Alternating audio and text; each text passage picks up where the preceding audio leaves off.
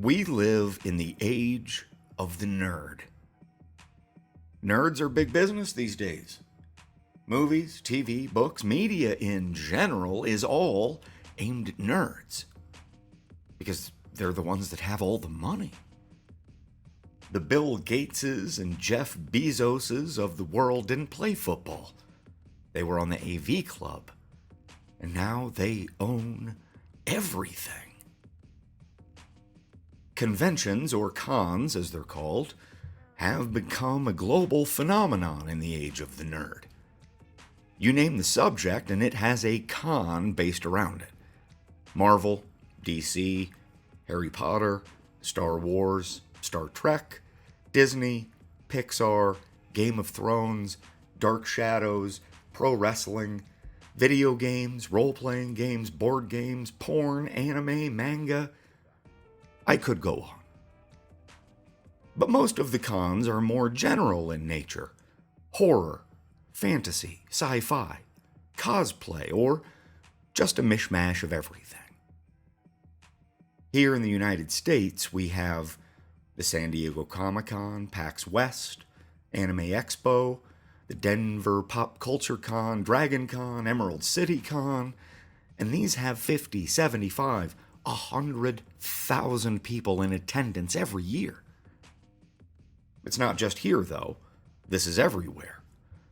Comic-Con Tokyo, Lucca Comic-Con, Japan Expo, Gamescom Cologne, Tokyo Games Quest, with 2, 3, 4, 500,000 attendees. Most of them in costume, with pockets full of cash to spend. Cons have become such a big deal that even when a deranged serial killer starts to target them, it didn't slow down business one little bit. If anything, the LARPsecutioner added an element of danger to the proceedings. No one could prove that the LARPsecutioner was good for business, but it sort of felt like he was good for business. There was even a small fandom that had developed around the LARPsecutioner. They called themselves LARPsies and staged online campaigns to have him come and kill someone at their local con. In 2018, the Las Vegas Fantasticon had been around for 12 years. It was a third-rate con, there's no disputing that. They topped out at 12 to 15,000 attendees, which was still pretty good, but not boffo. Not until this year. They had assembled the best lineup of guests they'd ever had, which helped. But once the LARPsecutioner announced that he would be attending and possibly even making a personal appearance, well then, after that, the Fantasticon became the hottest ticket in town. Cosplayers and nerds wanted a little thrill. Little did they know, the LARPsecutioner was just a ruse. What was being planned would be much, much worse. The Fantasticon 2018 would go down in history as the Fanfest of Fear.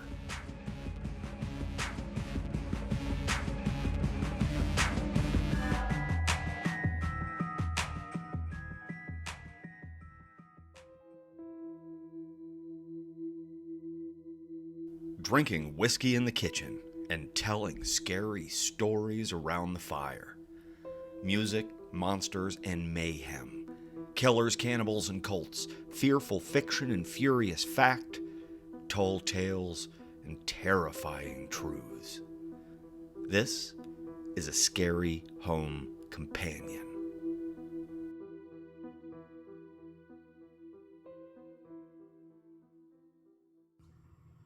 We're almost in Vegas. We have a car waiting. We're really doing this. I know this isn't the typical psych eval, but it's the best I can do right now. I have no idea what's going to happen today. No idea what these people have planned. As much as I like being out of the chair, maybe the real world is outside of my comfort zone. I don't like this at all. I wish it felt empowering, but I basically just feel like I want to puke. There's no turning back. Jessica's fearless. Even if I turn back, she won't. So, we're doing this. Together. I wish I could be who Jessica thinks I am. Fuck. I shouldn't have said that out loud. It's so much pressure. Fuck. Wish us luck. The flight from Miami to Las Vegas had been pretty fun, surprisingly enough. Just a few hours in the air, mostly offset by all the time changes. Jessica, meanwhile, and her bodyguard/best friend, Epiphanie Dubois, mostly played cards and listened to music.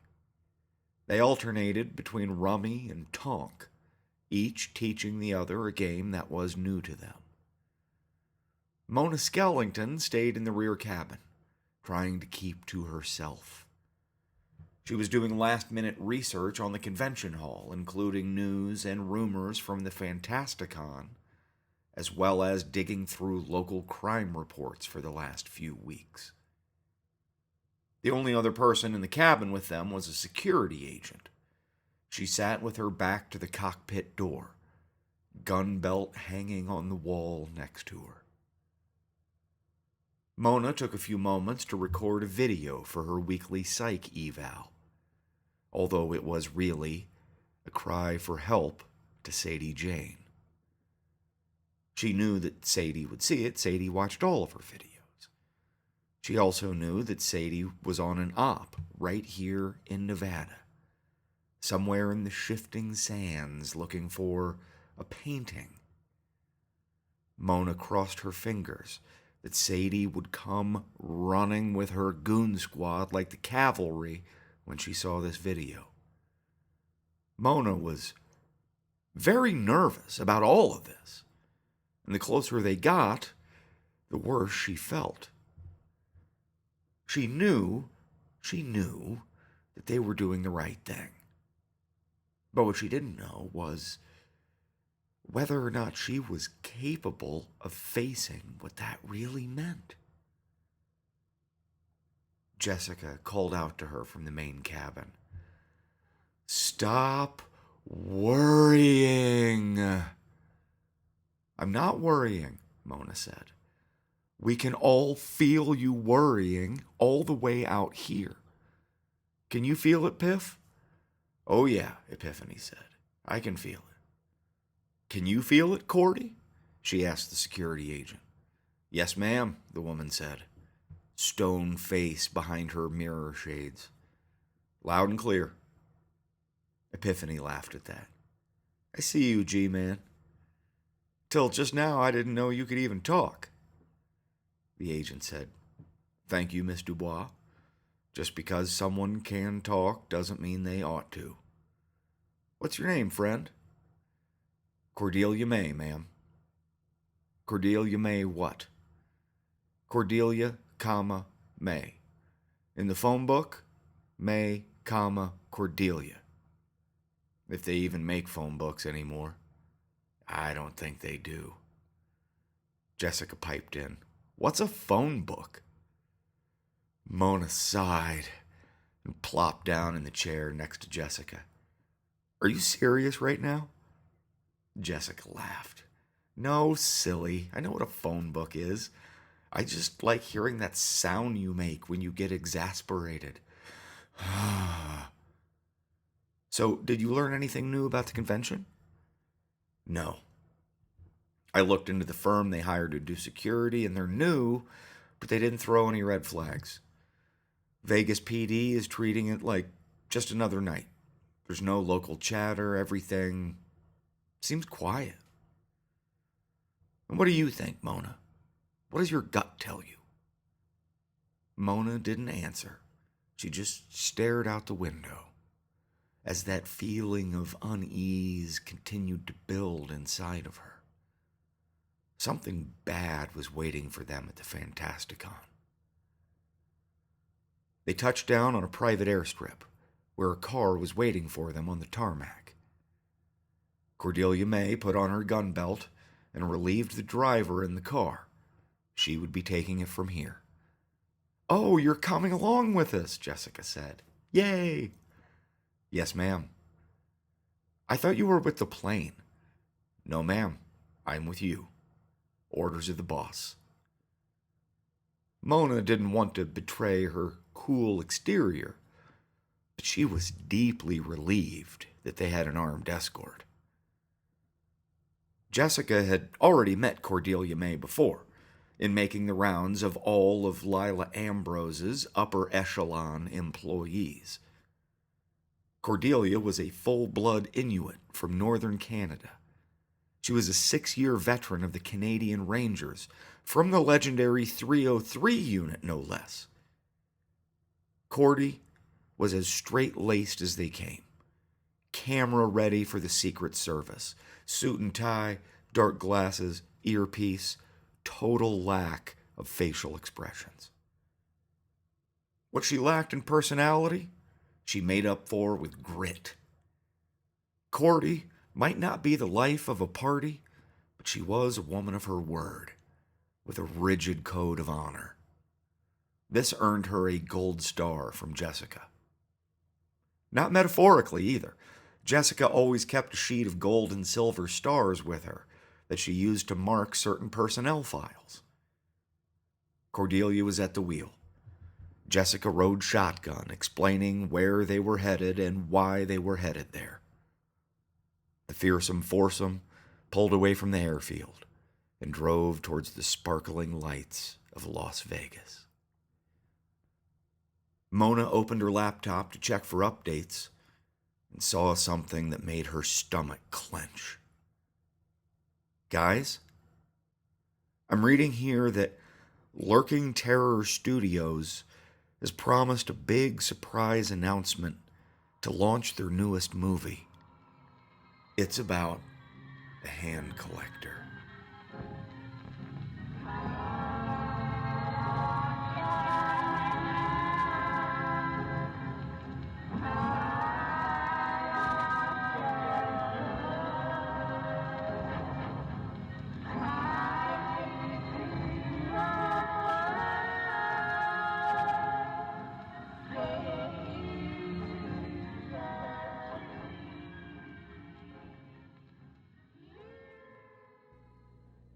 Are you ready?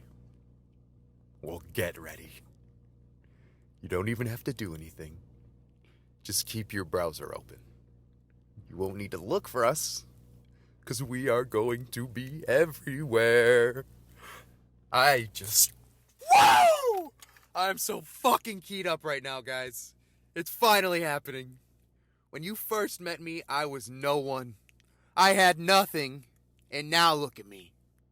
My friends and I are part of something bigger than all of us. Give it 3 hours or so, and you'll be part of it too. This was the 4th consecutive year that the Fantasticon was being held in the East Las Vegas Convention Center. It was the first year that they had sold out of all advance passes. All day long there had been lines up the street, people hoping and praying and waiting with money in hand just to get inside and look around. Ginger and Sean walked past the lines of people, just as pleased as punch with the turnout. This enterprise had been the brainchild of Dharmesh, and the priest himself had signed off on it. But Ginger was the nuts and bolts. Ginger was the field general. He's the guy that made it happen. The broad strokes, they're easy. Managing the personnel, organizing the logistics for this size and complexity of operation, that is not easy at all. So many moving parts, so many people. With that in mind, it couldn't hurt to take one final walk through before the big reveal, just to make sure all the I's were dotted and all the T's crossed. Ginger sucked down a genuine imitation squishy from a genuine imitation Quickie Mart that some industrious copyright infringers had set up in the parking garage next door. He led, Sean followed. Such was the nature of their friendship. They entered the convention hall through the largest and, quite frankly, only way in and out. There were a dozen well-scattered emergency exits throughout the hall, of course. But this place had been designed specifically with a bottleneck entrance leading into the main concourse. It was the perfect way to control the flow of people in and out. It also made it exceedingly perfect for Ginger's needs. The banner above the front doors bid patrons welcome to the Fantasticon 2018, presented by CosplayBabble.com, Lurking Terror Studios, and Rector West Productions. Sean asked, "Are those all yours?" "Oh, heavens no," Ginger said. "Cosplay Babble and Lurking Terror, they're legit. They're actually paying for almost all this. They have no idea. Rector West, that one's mine. Well, it's mine, Dougie, and Cesar's." Rector West, does that mean something? It's an anagram. Oh, that's cool. And an anagram that's like, what's an anagram? They strode through the wide walkway, flanked on either side by table after table of vendors. At first was the artist zone, where people could sell their prints and originals, or even sign autographs if they were notable enough. Past the artist zone was a custom merch zone, handmade swag only. After that, it opened up into the commercial booths, the ones hawking import laser discs and out-of-print comics from the 40s, cosplay kits, and sealed cartons of unopened action figures. Ginger studied everyone, especially those who were working for him. The security company they hired was a front, staffed entirely with his own vetted people. 3 of the sales booths were also their people, with comic boxes stuffed full of weapons just waiting to be unleashed. Their number was over 100 strong on this day. A thin but powerful current running through this ocean of people. Past the commercial sales booths was a wide open area that took up a quarter of this enormous room. A raised stage was up front, replete with a podium. This was the spot for major announcements, for the keynote speakers, and a couple of the bigger autograph signings. It was also the killing floor. This was where history would be made. The day we have been counting down to. It's here. The great revelation. Today, everything changes. To those who can't be here, you still play a vital role today. Perhaps the most vital role of all. Share the madness. Send, link, pirate, hijack, broadcast. Whatever you have to do to spread the word. These clickbait-addicted Neanderthals love to drool over the term break the internet. Don't you just fucking loathe those idiots? Today, we're going to weaponize the internet. Our gospel is digital. Our faith, unshakable. And today, we'll make the whole world fear and tremble. Set up in front of the stage was a series of strange black boxes.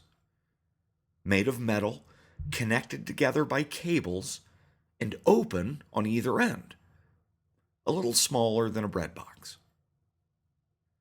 But it wasn't the size or the construction of the boxes that was strange, but their purpose for being there at all. Ginger saw his boss, Dharmesh, standing next to Cassie Lake. She was here on orders from the priest and answered to no one. Cassie was directing a crew of one-handed techies to set up the boxes in the right configuration. She checked all of the connections personally and used a gauge to spot-check the pneumatic lines. Dharmesh was distracted looking at some note cards, mouthing his speech quietly to himself. When he saw them coming, he beamed, grateful for the interruption. "Sean, how is everything?" "How's it looking, Ginger?" "Great, perfect," they said over the top of each other.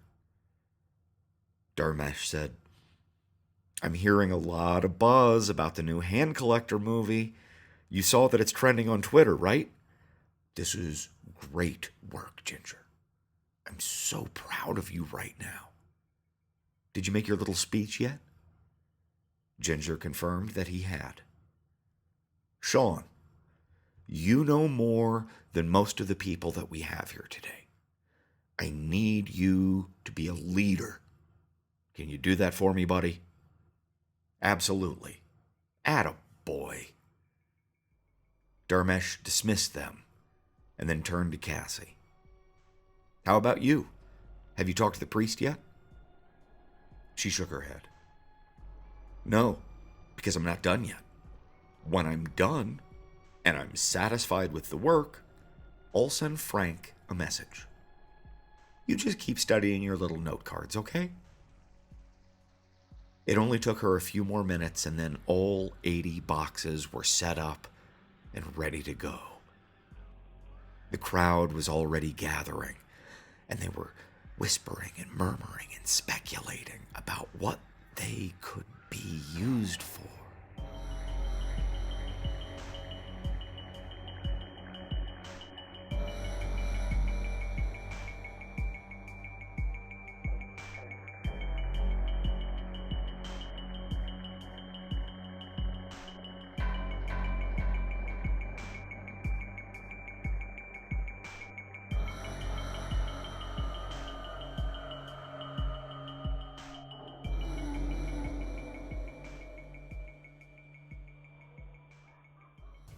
I anticipate a 15% loss of life due to panic, blood loss, and shock. This feels acceptable. I'm quite sure you would agree if we could talk. I will see to it that everything goes like clockwork. My machine is impeccable. Of course, but one must always account for human weakness. When Dharmesh takes the stage, I will take my leave. You know that I support what you're doing here. But quite frankly, I never cared for the ghost stories. All this ghastly business, it's not for me. The four women left the car idling on the curb and marched through the swoosh of the sliding convention hall doors. There were thousands of people here, jammed to capacity. And not everyone was in costume, but more than half of everyone was wearing something to get into the spirit of the con, be it a costume or a mask or face paint or a period outfit, or maybe just a baggy black t-shirt with an ultra-obscure movie poster on it. Jessica knew precisely where she was going, the facility manager's office on the second floor. She intended to talk to that man and convince him to shut the place down and to kick everyone out. Jessica had obviously never seen Jaws and was a lot more optimistic than Mona. "And what if that doesn't work?" Mona questioned. I can be very persuasive. Yes, I know, but assume that it doesn't work. Well, then I pull the fire alarm, and I have Cordy start shooting into the ceiling. And that should do it. Mona had to agree. That should do it. Jessica walked purposefully towards the stairwell, and the crowd parted before her. With Cordelia May on one shoulder and Epiphany Dubois on the other, the result was like a human snowplow. Mona allowed herself to fall behind.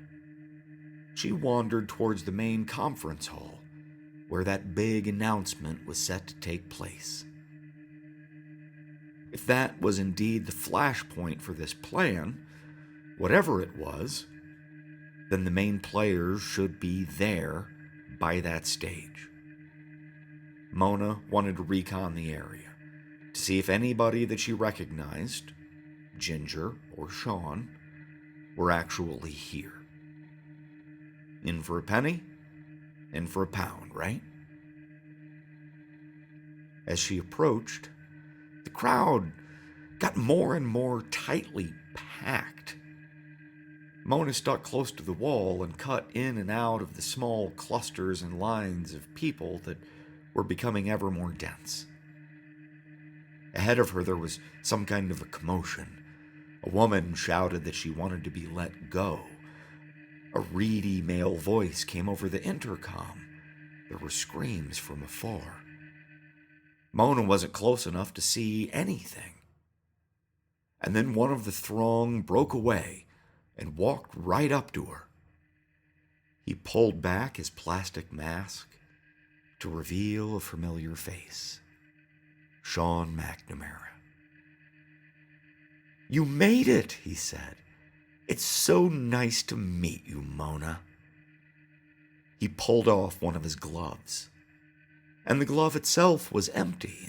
The fingers had been stuffed with crumpled pages from comic books. The glove had been covering a shiny knife, bound to his wrist with Velcro straps. A knife that he plunged into her belly. In and out. 3, 4, 5, 6, 7, 8. Yeah, you fucking cunt. 9, 10. Sawing down and to the left, laughing maniacally all the way. Why is no one helping? Mona thought, distant from her own body. In the background, she could hear people counting down, but she didn't know why. What was happening? And then she saw that the cosplayers all around her were breaking into a series of small melees and skirmishes. A signal had been given, and now Mona was lost in a stormy sea of surging violence. Dozens of attackers, most of them with only one of their hands, started slashing and hacking at hundreds of screaming, terrified revelers. They weren't killing, they were wounding, maiming. In the distance came gunshots. Mona slumped against the wall. She slid to the floor. She clutched at her ripped open belly, trying to hold the torn flaps of skin together so that her insides didn't come spilling out. The icy cold air conditioning of the convention hall seemed to blow right up into her wound. The cold went so deep, radiated out into every part of her. Such an ugly cold. Such darkness. And yet, it wasn't entirely unpleasant. Now that she was fully in its embrace, if she just closed her eyes and went to sleep, perhaps she would feel a bit better. "No," Sean said. He touched his bloody blade to her cheek, pushing her face towards the main room, the main stage. He said, "You can't miss the show. It's the only reason I didn't cut your eyes out, Mona. Watch. Watch and see that you picked the wrong side, bitch. We win." Mona made herself focus. She looked across the bloody masses up to that stage, where a gate to hell opened before her eyes and the eyes of the entire world.